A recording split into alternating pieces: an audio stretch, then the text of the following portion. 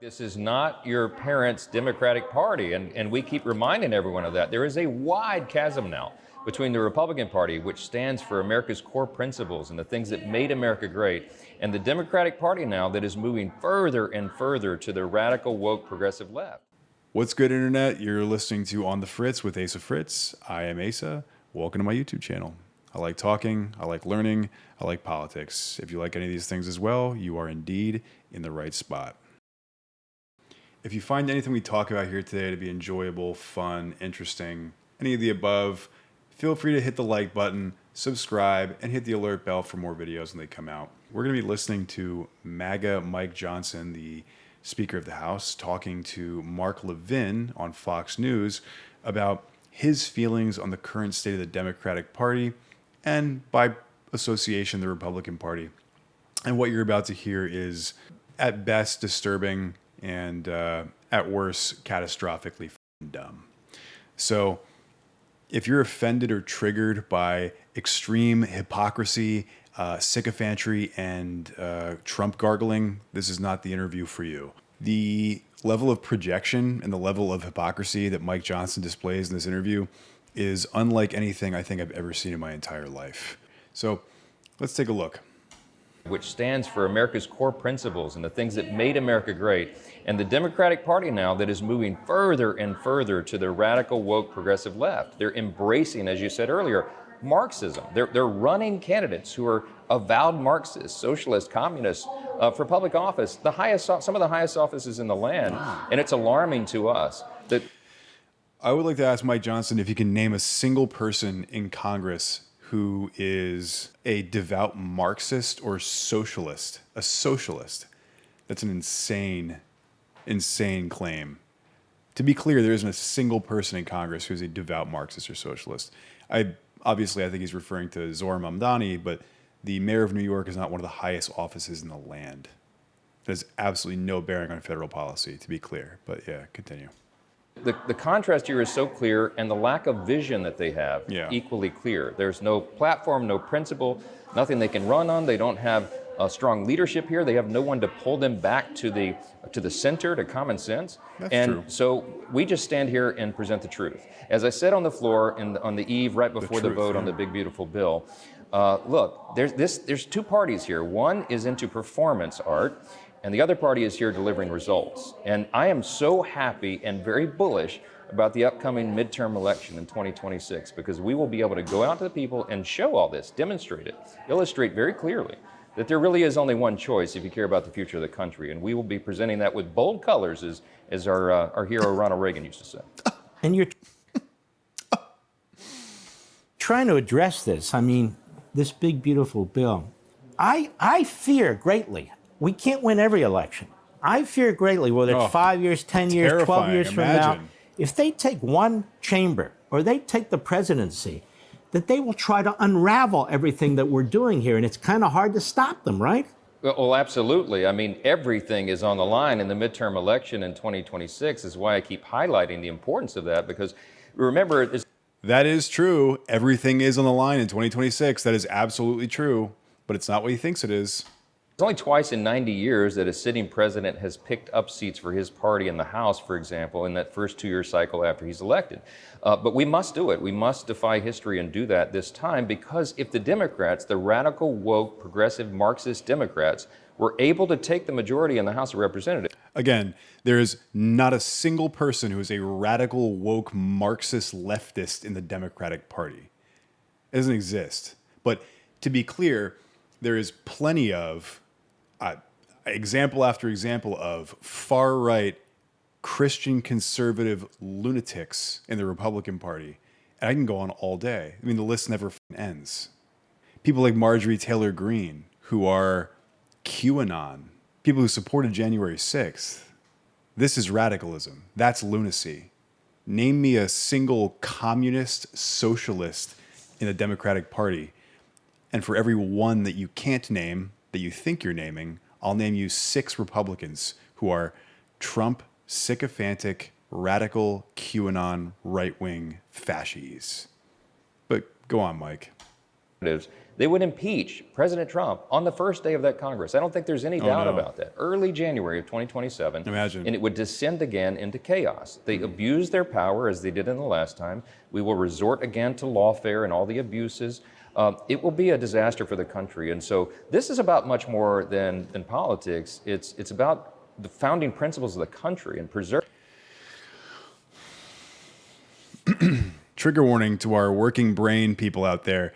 This part is going to be really, really tough to listen to. I did pre-watch it, by the way. This is going to be very, very, very tough to listen to. So he's about to get into the things that make this country great, he says, or the things that are important to this country. Now, listen to the things very carefully that this soulless ghoul lists off, and let me know if any of these sound like the current Republican Party. In fact, I'll do it with you. We'll go over them one by one. Preserving the very foundations that made us who we are. We believe in our party in the simple truths, right? The foundational principles, individual freedom, limited government. Yeah, you know, individual freedom, limited government stuff, like Doge ferreting through our social security numbers and the Treasury, just limited government stuff, like using the government to revoke the green cards of and deport people like Mahmoud Khalil who are protesting the Israel-Palestine stuff. Just limited government stuff. Like Trump weaponizing the DOJ as his own personal tool to enact revenge on law firms that have gone against him in the past, like with the Jack Smith stuff. Like withholding federal funds from Harvard and our higher education places, the beacons of education here in the U.S. to the rest of the world, withholding aid from them because of personal gripes over DEI. You know, just small government stuff. It's all good. Using similar attempts to shut down NPR and PBS, by the way. Threatening to withhold aid from California for the wildfires because of a personal vendetta with Newsom. Like forcing Christian nationalism down our throats with the overturning of Roe v. Wade to the point where women can't get access to special medical procedures like abortions in certain states anymore. I don't know if you heard about the Adriana Smith thing, where this pregnant woman, Adriana Smith in Georgia, who was pronounced brain dead, was, because she was pregnant, forced to carry this baby to term for months as like a zombie flesh incubator while her family wished to take her off of life support. She had to remain on life support, all while the family paid, by the way, for all of her medical bills. Just small government stuff. Not really much intervention there. It's all good. Sounds like freedom to me, right? Like Trump working with states like Texas to gerrymander to get rid of Democratic seats for the 2026 midterms because they're looking so badly for Republicans right now. Like Trump threatening a hostile takeover of Washington, D.C., putting the city under federal control to restore some statue and clean up the streets. Pretty small government stuff. Like dismissing the BLS commissioner after a negative jobs report. Trump accused her of faking the numbers, that the figures were rigged to make him look bad, the usual, with only his opinion as proof, of course. The list goes on and on and on. Don't ever, ever, ever let any conservatives try to pretend and gaslight you into thinking that they're the party of small government and freedom. It is an absolute fucking joke. The rule of law, peace through strength, you know, fiscal responsibility, free markets, human dignity. These are. I may have misheard that. You probably misheard that. Let's go back. Let's see what the Republican Party is into here. Go ahead. Again, the simple truths, right? The foundational principles, individual freedom, limited government, the rule of law, peace through strength, you know. Rule of law, peace through strength, rule of law, absolutely. Like defying court orders, like defying TROs. Also, the 34 felonies, 91 criminal charges, civilly liable rapist, attempted insurrectionist, election stealing, Jeff Epstein's best buddy, Donald Trump, is leading the party of law and order here, I guess. Like Trump pardoning all the Jan 6ers after trying to steal the election in 2021 with his fake electors scheme. The same Jan 6ers, some of whom are convicted of seditious conspiracy. These are traitorous QAnon nut jobs. And multiple people have died due to QAnoners that he's let out of prison since he let them out of prison. The party of law and order. Like deporting people illegally to prisons like Alligator Alcatraz and foreign prisons like CCOT without due process. Like invoking the Alien Enemies Act when we are not at war with or not being credibly invaded by Venezuela to do said mass deportations illegally. Law and Order like Emil Bove and Pam Bondi's cockamamie scheme to allow for stronger ICE enforcement in NYC. So they took disgraced NYC Mayor Eric Adams and dangled his charges over his head to allow for stronger ICE enforcement there. Is that just extortion? Does this sound like Law and Order to you? Speaking of which, the unitary executive theory extending to the DOJ, where Pam Bondi is now acting as his personal bloodhound prosecutor to go around and do his bidding at will. Does that sound like Law and Order to you? Any of this stuff? Never, ever, ever, ever again, ever let these fucks coerce you into thinking that this is the party of Law and Order. That's an absolute joke. But we'll continue. Fiscal responsibility, free markets, human dignity. Fiscal responsibility. So this is, to me, the most egregious statement in this entire thing. Fiscal responsibility. Imagine a fucking Republican in 2025 still LARPing as a fiscally responsible politician. It is the most embarrassing absurdity that I can possibly think of. This isn't a debatable topic. It's very, very obvious that Republicans are worse fiscally than Democrats are. They complain about spending the entire time a Democrat's in office. They complain about the debt and deficit. They complain about everything having to do with the financials of our country. And then what do they do when they come in? Well, Obama, who, by the way, took over for Bush, who took over for Clinton, who was the last president to have us in a budget surplus. And then Bush comes into office. It goes well over, $1.2 trillion, somewhere around there. Obama comes in. We get the deficit back down to around $600 billion, which is still insane considering we were in a budget surplus under Clinton, but okay. Trump comes in, and the spending goes to astronomical degrees. Trump spent double what Joe Biden did, right? Some of that was COVID, some of it wasn't. Trump ran record high deficits while he was in office prior to COVID. Why? The economy was humming along. That kind of spending is totally fucking inappropriate. And then we get into Biden, and the spending does continue. I mean, we inherited COVID. We get COVID spending. But we actually get legislature for our spending, right? So when you get Trump, you get the 2017 Tax Cuts and Jobs Act, 83% of the benefits of which go to the top 1%, right? So what did you get in 2017 when Trump was president? Now, Trump comes back into office, the party of fiscal responsibility, by the way, comes back into office. And what is the first fucking thing he does? Well, he does Doge to pretend that he's going to cut money for his inevitable spending, which of course Trump loves to do. All he loves to do is fucking spend. So he does Doge, which promises we're going to find $2 trillion. How'd that work out? Then it becomes $1 trillion. How'd that work out? Now, after it's all said and done, after Doge comes in, lops off the Consumer Financial Protection Bureau, cancer research, etc., lops off shit for trans dance theaters in like fucking Brazil or whatever the fuck it is, comes in and they find exactly $9 billion that's getting passed through from the big beautiful bill. $9 billion, which is, by the way, less than 1% of what Elon said he was going to find when he came into office. If you hired somebody for a job and they promised you results and they said, I'm going to do this much, and they get less than 1%, would you say they succeeded in that? You would say it's a failure, right? It's an utter failure. So now the second thing he does, besides find nothing with Doge, is a $5.5 trillion spending bill, making the 2017 Tax Cuts and Jobs Act permanent, making all the tax cuts for the wealthy permanent, yacht and airplane write-offs for rich people, kicking millions of people off of food stamps and Medicaid. When Trump lies to your face and he says, I'm going to cut the debt and deficit, and everyone's like, yeah, at the Trump rallies. And the next breath he says, and we're going to do big, massive tax cuts, the biggest tax cuts you've ever seen, literally. And everyone's like, yeah. How do you square that circle in your mind? If you're an even remotely informed voter, how the fuck do you square the circle of we're going to cut the debt and deficit and also we're going to do massive tax cuts, which of course lessen the revenue that comes in to the country, aka the deficit increases, right? Every single time a Republican's elected, a Democrat has to come in and seems to have to bail out the previous administration from their financial fuck-ups. And then of course, we have another Republican come in and fuck it up again, like Trump has done. He doesn't give a fuck about this country. He doesn't give a fuck about you. He He doesn't give a fuck about me. He doesn't give a fuck about the bottom 50% of earners.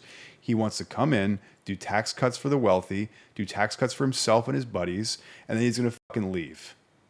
I'll bring up a couple figures here for you. So take a look at this. This is from CBS News. Despite promises to cut spending during the campaign and his first few months in office, President Trump's federal government has spent more than $200 billion more in his first 100 days compared to the same period last year when socialist Marxist Joe Biden was in office, the spender-in-chief, right? The spender-in-chief. All they complained about the entire time was inflation and spending and fiscal responsibility. Yes, oh, yes, fiscal responsibility. Example number 2, Trump and Biden on the national debt. Weird. So if you look down here, non-COVID debt under Trump in his first term, $4.8 trillion. Non-COVID debt under Joe Biden, $2.2 trillion. All I hear constantly is, oh, Trump had COVID, Trump had COVID. He was running record high deficits before COVID. This proves it. The net 10-year debt approved, okay? Over a period of 10 years, 4.8 trillion to 2.2 trillion. Joe Biden spent less than half of what Donald Trump did while he was in office. When the economy's going great, isn't that time to cut spending? Usually.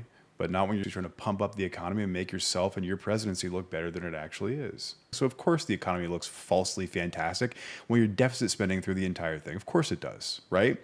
And then COVID hits. That's not Trump's fault, obviously. COVID fucked everything up. And then under Biden, we complained about spending, and inflation, when we recovered better than any other G7 OECD nation in terms of inflation. How's that possible? The Democrats in every single facet are better fiscally than Republicans.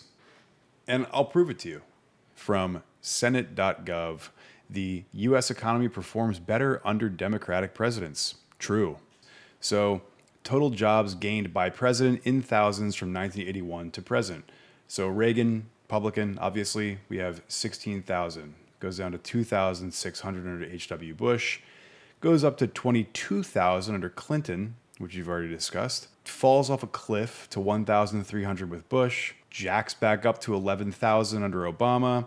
Goes to negative 2,720 under Trump, who, by the way, had a net outsourcing of jobs in his first administration. Unlike Biden, who had a net onshoring of jobs, 16,189. Unemployment is lower under Democratic presidents. Biden, minus 231. Trump, plus 1.7%. Obama, negative 3.1. George W. Bush, plus 3.6. Clinton, minus 3.1. The economy grows more under Democratic presidents. Wow. So we have, again, 34%, down to 15%, up to 19%, down to 9%, up to 10%. Economic growth is better under Democratic presidents than it is under Republican presidents. We're going to see the same thing happen in this administration with the tariffs, with the trade wars we have with all of our closest allies, with the complete implosion of our soft power on the world stage, and starting a catastrophic trade war with literally everybody else in the world. I don't imagine the economy is going to grow very much under the tariffed Trump administration, but we'll see. Trump, the great creator of manufacturing jobs. Jobs have increased more under Democratic presidents. This is the change in manufacturing jobs across presidency in thousands from 1981 to present. Manufacturing investments have gone up. Small business creation has been higher under the Biden-Harris administration. Twice as much was added to the national debt under President Trump as under President Biden. This is indisputably true. How is this the party of fiscal responsibility? Please, if you're a Republican, if you're listening to this, if you give a fuck about the national debt, how the fuck are you still voting Republican? If you're looking for fiscal responsibility, the Republican Party ain't your party, dog. As Levin and this other ghoul said in the beginning of this interview, this ain't your granddaddy's Democratic Party. Well, it certainly ain't your granddaddy's Republican Party. That's for goddamn sure. If there was ever a time in history when the Republican Party was for fiscal responsibility, it is not now. But yeah, we'll continue. These are the things that are on the ballot. It's not just between dueling candidates. It's between the principles and the platforms that they present and represent. We're going out doing candidate recruitment right now, Mark. I'm really, really bullish about the upcoming cycle because I know we're going to have great people who are going to go out, be able to go out and articulate this and again, demonstrate to the American people what the first 2 years of the Trump administration have yielded. As you said at the opening there, we've had the most productive first 6 months of any Congress, any administration, I think, in history, maybe. I'll say, any Congress, he says. What Congress? What has happened through Congress besides the big, beautiful fucking disaster? What has happened through Congress? Trump has done everything through executive order. Trump has done absolutely everything he possibly can to consolidate power to the executive. But yeah, when we say most successful what has gone on in Congress besides tax cuts for wealthy people and kicking people off of Medicaid and food stamps? What exactly is going on in Congress? Help me out here. Successful in terms of the administration. Okay, yeah, successful in enriching the president, successful in getting Qatari airplanes and who knows how many millions of dollars funneled into his shit coin over the last who knows how long. Successful in the first term with Jared Kushner doing $2 billion weapons deals with Saudi Arabia. But yeah, good one. Back to the American Revolution, and we're going to continue and do that all the way through the election cycle. We have a lot to run on, and you have a lot to run against, given the other party. But I will tell you this, we better be united, we better be strong, we better be focused, we better be articulate. We can't waste our time on Epstein and other stuff that are going on here that some people want us to focus on. I've about had it with all that stuff. True. We better focus on... He's had it with this shit. This Epstein stuff. He's had it. Mark Levin, he's had it. He's had it. Oh, this fucking Epstein. Who are we still talking about this guy? Like, are we really seriously still fucking talking about this guy? Another broken promise, another lie, another falsity, another broken campaign slogan. As it looks more and more like every day, Trump gets more and more guilty in his association with Epstein. The dozens of photos with Ghislaine Maxwell and Jeffrey Epstein. The Wolf interview where Epstein says, Trump's been my best friend for 10 years. The Alexander Acosta thing, where, if you don't know, Alexander Acosta is a lawyer who got Epstein when he first got popped for sexual improprieties with minors. Acosta was who got him a sweetheart deal to get him out of those charges initially and lessen the charges massively. When Trump was elected, he made Alexander Acosta his labor secretary. Kind of weird. Really makes you think, or it should. Thank you guys so much for watching. If you enjoyed this content, please hit that like button for me, subscribe, hit the notification bell for more alerts when videos drop, and until then, I will see you next time.